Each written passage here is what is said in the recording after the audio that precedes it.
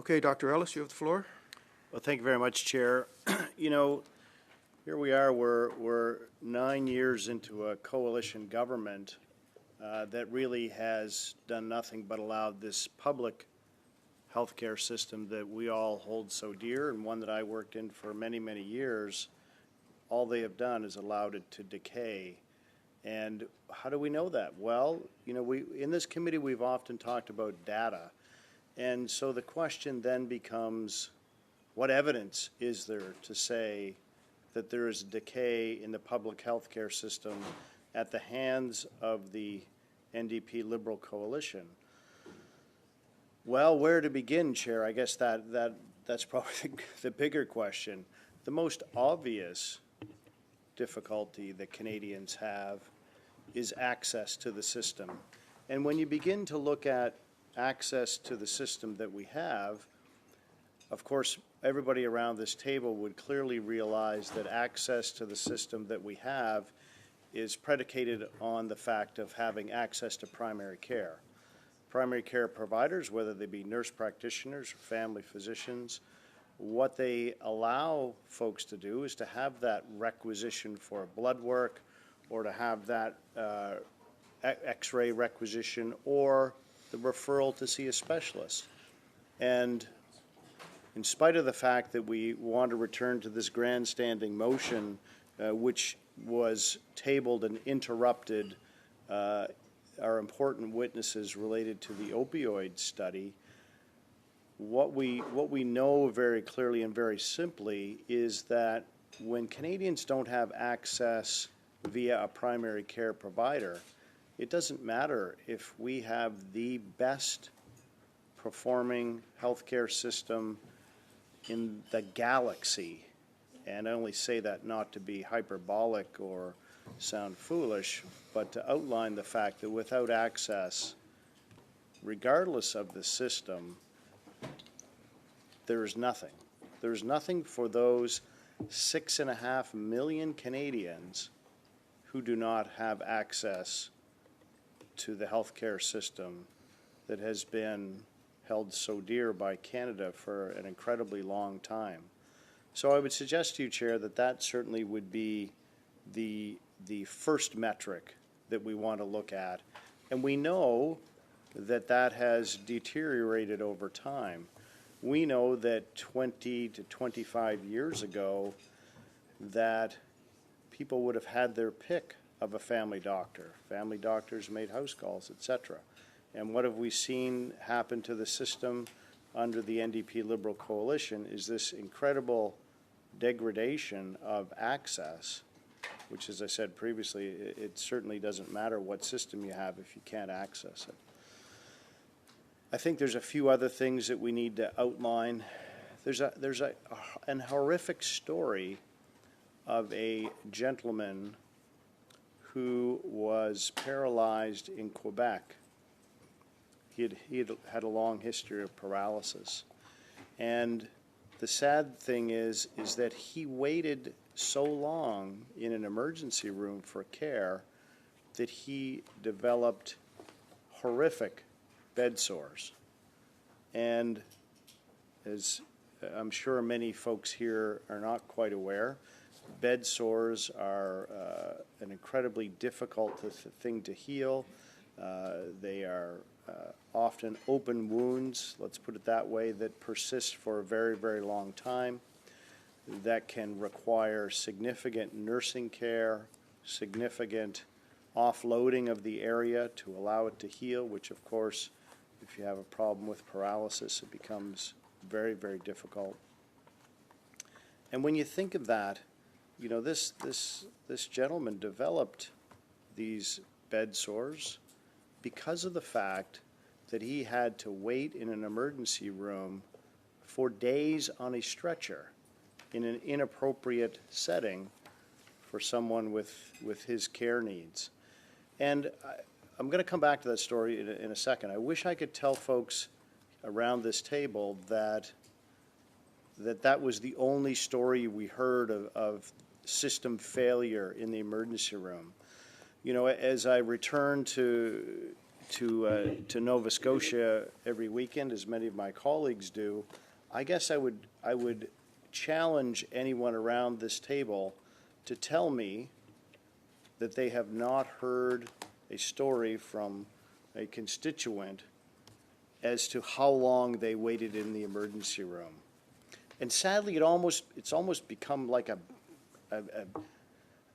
abhorrent badge of honor to say that, wow, I waited in the emergency room for 16 hours, and we hear these stories, and as a former physician providing care, I find that it's unacceptable.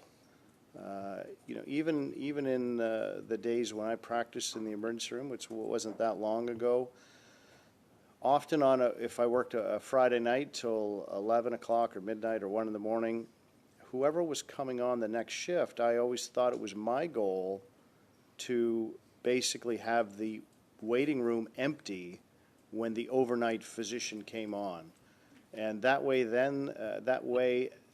gave them an opportunity to then look after the most seriously ill patients that were inside the emergency room, perhaps waiting to go to the intensive care, or who were waiting for test results to come back, who had been in a traumatic accident, who had been suffered from stroke or heart attack, etc. And that was always my goal, is to have that waiting room emptied, so that then the person coming on overnight, again, could have that very, very fresh start.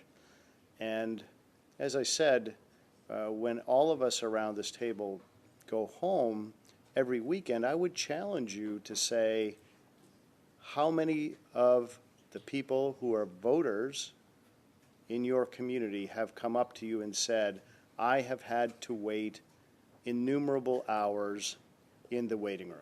I would love to do a straw poll around the room, but I know that that's not something that perhaps people would like to answer. But we know that it affects Newfoundland. We know that it affects Quebec. We know that it affects Ontario, both urban and rural. We know that it affects PEI. I know because, Chair, people from PEI, when I've been there, have come and told me that it affects PEI. I know that it affects BC and Alberta, Quebec once again. Even Saskatchewan is affected by this.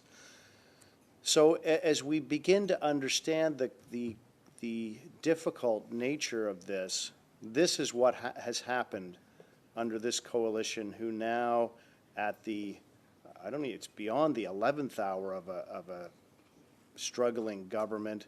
It's the 23rd hour of a struggling government, who now want to bring forward these motions to say, well, Canadians should entrust them to fix health care. Are you kidding me? What credibility does the Liberal NDP coalition have to say they can fix health care when it has done nothing but spiral negatively in the last 9 years? They have no credibility.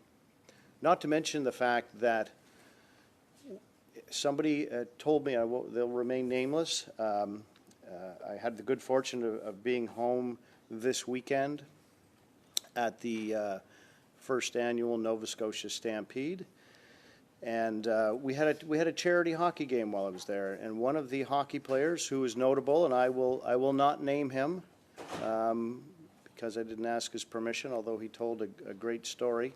You're okay to use my name. that he had been to the emergency room with his children. And, one of them, he said, we were there with the child who perhaps wasn't that unwell, but he saw another child with a broken arm. And he said, I know that I'm not a physician, but I could tell this child's arm was broken. And that child waited 14 hours, 14 hours in a waiting room with a broken arm. Now, realizing, yes, there's a triage system, and we could argue, okay, well, everybody knew the arm was broken, et cetera, et cetera. But as Canadians, doesn't that pull at your heartstrings to say this is a child waiting with a obviously disfigured arm and didn't get the service that they needed, that they required for 14 hours. This seems like I wish it was a once in a, as we say, a once in a blue moon occurrence. It's not. I've known people that have waited so long with a laceration that by the time that they had an opportunity to see a treating physician, that they didn't even require stitches anymore. Mm-hmm. Their wound had healed, basically. And I'm not talking about some miraculous healing. What we're talking about is a wound that was held appropriately and tightly, and after the terrible amount of time that had lapsed, that again, the wound did not need suturing, which is, it appears fantastical, I know. But these are stories that everyone around this table has already heard. And if I might, Chair, return to my story of metrics related to the gentleman who had paralysis and ended up with severe bed sores after waiting many days, not hours. We're talking about days in the emergency room on an inappropriate surface, who then, I can barely even say this out loud, but I know, again, it was reported in the news. I'm not making something up here, but it's hard to speak the words that gentleman chose MAID because of the bed sores that happened to him at the hands of a healthcare system in the greatest country in the world. And again, that happened under the NDP Liberal Coalition watch. That's when it happened. And we also know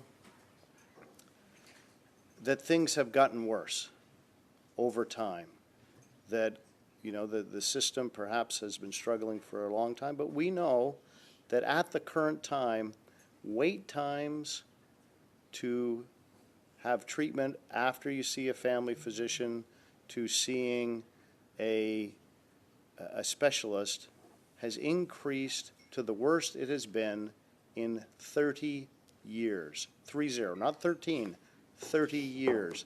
That the average wait in this country after seeing a family doctor to that ability, because of course, as we all know, you need a referral from a family physician to see a specialist, that wait has ballooned to 27 weeks.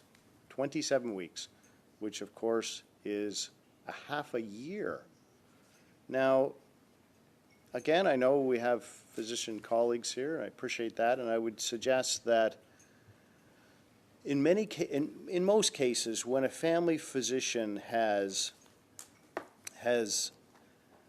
exhausted all of their knowledge and training and experience that they have, and the tests that they have ordered and the assimilation of that information, that the expectation, and I know mine would be as a former family doctor, that my expectation would be that I have done all of that work that's required, and now to wait 6 more months to have the opinion of a specialist who's, again, extra training and extra experience is required to either make a diagnosis or confirm treatment, that has now ballooned to more than 6 months. That's not acceptable. That just isn't. That's not the expectation of Canadians, and it's certainly not the expectation of family physicians who serve the patients inside the system. We even know that in many communities, the wait time for getting an appointment to have blood work done is more than a month.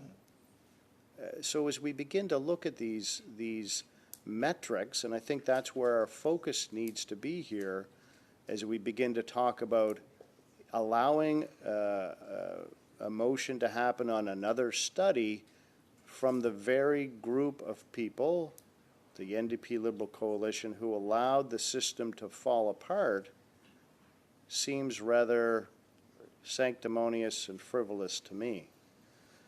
Now, what other metrics do we have to say that the NDP Liberal coalition has failed healthcare in this country?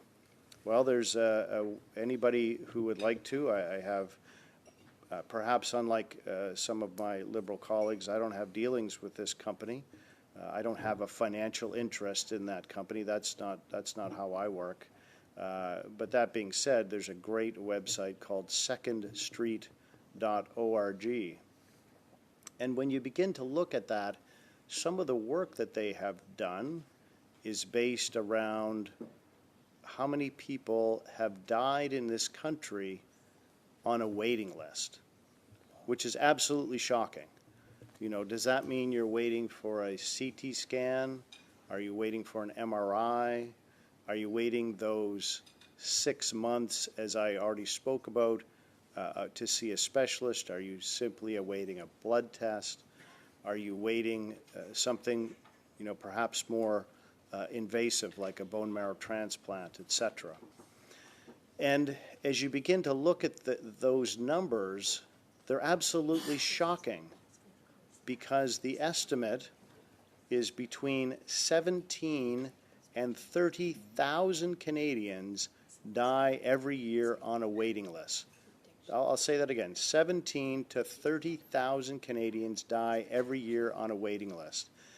And as you begin to fathom that number, remember that these are Canadians. They're not some anonymous person that you don't know. These are your mothers, your sisters, your aunts, your uncles, your fathers, your brothers. All of those things, all of those people are people who can die on a waiting list. You know, I spoke to a gentleman just yesterday who, you know, again, it's another unfathomable story, but he has a known cancer in his tonsil. He knows he has it. It's already been biopsied. It's been diagnosed. There is a robotic surgery available to him to have this cancer treated. Now, you can well imagine you're going to treat tonsillar cancer. The hope would be that you'll have a successful surgery, and perhaps you might be able to avoid the terrible radiation and dry mouth that comes after that, and disfigurement as well. His surgeon only has access to the robotic surgical assist one Thursday every 2 weeks. So as we begin to look at the failing system that exists before us at the hands of the NDP Liberal coalition, as I said, it becomes a bit rich as to the movement of this debate. Because what have the NDP Liberals done over the last 9 years with respect to health care besides destroy it? Nothing. And we have heard this Prime Minister also stand up in the House of Commons and say, I remember it happened when I first came here almost 3 years ago, a little better than 3 years ago, I guess now, that he was going to provide to Canadians 7,500 doctors, nurses, and nurse practitioners to this system to make it better. And again, when you look objectively at the metrics, you have to understand that the system has gotten worse and worse and worse and worse. And the numbers of physicians continues to decline over time. And of course, those out there watching will say, well, what are you going to do about it? What would a Conservative government? Well, we've already announced a program for international medical graduates that we know there are 20,000, at least 20,000 physicians who are here in this country who have practiced medicine and trained in medicine abroad, and who have come to this country who have not been able to practice their trade. It is an incredibly sad indictment on the system run by the NDP Liberal coalition. And this is a terrible joke. I'll preface my remarks with that. But you know what? Everybody has heard this, that in Toronto, don't call an ambulance, call a taxi, because your taxi driver is going to be a physician who is trained elsewhere. It's a terrible, terrible joke. But sadly, we know that there are, as I said, 20,000 physicians who have trained outside of this country with experience who are living here who cannot access the system. And as I go around the country and talk to Canadians and say, Conservatives have a plan, and to a person, Canadians say, that is a very common sense idea. Why would you not do that? If someone is trained elsewhere and they have experience, and as everyone says to me, you know, I'm sure the body is the same in country X as it is in Canada. I'm sure it's exactly the same. I'm sure it functions the same way. I'm sure that, you know, the liver is still on the right side of the body, et cetera, et cetera. Yes, it is. And, you know, the broken bones can be treated, and lacerations, et cetera. High blood pressure exists in every part of this world. We know that diabetes exists in every part of this world. We know that. And therefore, those folks who have received their training and experience elsewhere, everybody would say when they can have that ability to practically prove their abilities, then of course they should have a license to practice in Canada and help treat Canadians. And while doing this, what we know is there is a win for Canadians who are here now, who need access, the 6.5 million Canadians who need access to primary care. And we also know that that is a win for that physician who is here doing some other type of work and not able to practice as a physician. You know, I met a group of internationally trained physicians, and one gentleman in particular told me this terrible story that he has not been able to practice as a physician. He was working as a security guard. And again, these are heartbreaking stories because his son said to this gentleman practicing, working as a security guard, who was a trained physician, Dad, if you're a doctor, why do you go to work dressed as a security guard every day? And how do you explain that to your young child that, well, I came to this country for an opportunity, and because of the barriers that exist in this country, I'm not actually able to work as a physician here. And we know that when you look historically at Canada, of how we built this country, many people came from elsewhere with training in medicine and nursing, pharmacy, dentistry, veterinarian skills, bricklaying, pipe fitting, electricians, carpenters, etc. And how did we welcome those folks back when the country was being built up? And we welcomed them by saying, hey, let's see what you can do. Show us what you can do. Oh, here, watch me build this. Watch me do this. Watch me apply my trade. And everybody agreed, wow, you know what you're doing. And not surprisingly, the body is not different in country X compared to here in Canada.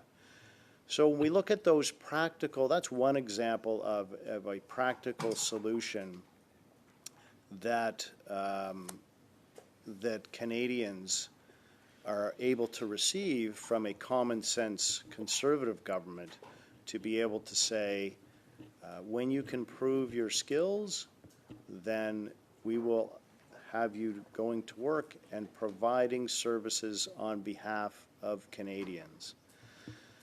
Chair, the other metrics that we need to look at are the failing healthcare system that has happened at the hands of the NDP Liberal coalition is related to the service to veterans.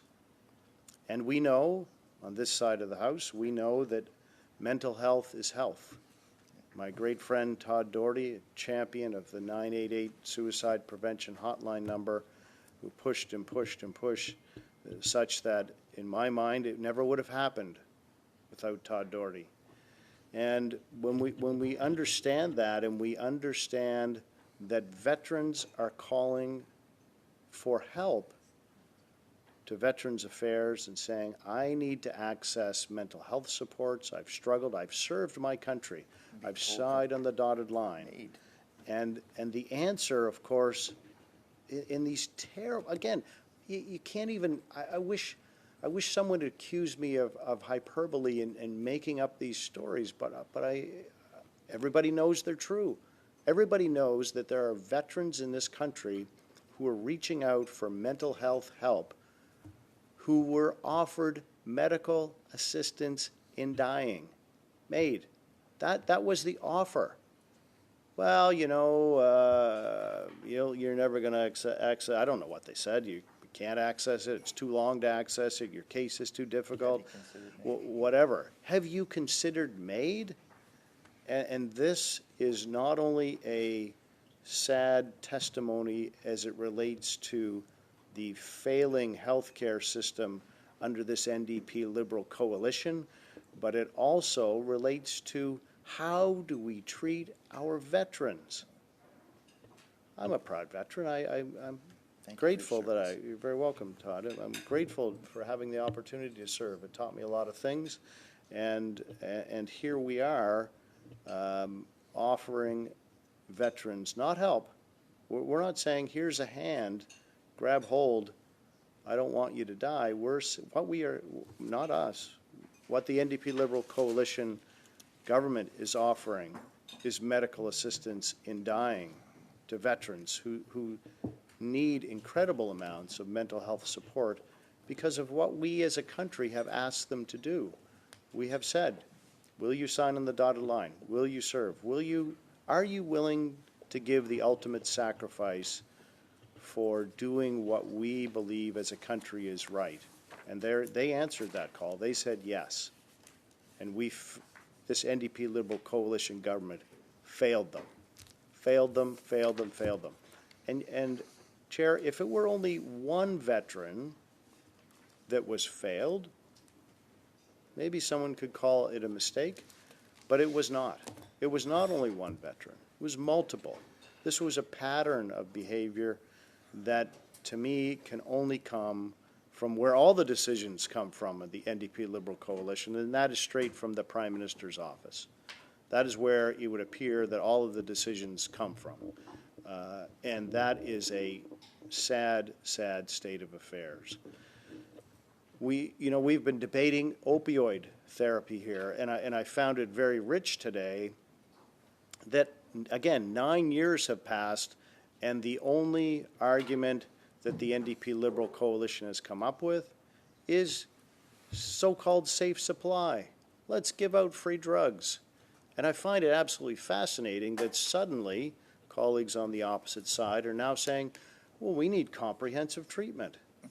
Well, that we've been talking on the conservative side of a common sense solution of comprehensive treatment for years now, ever since I came to this place 3 years ago.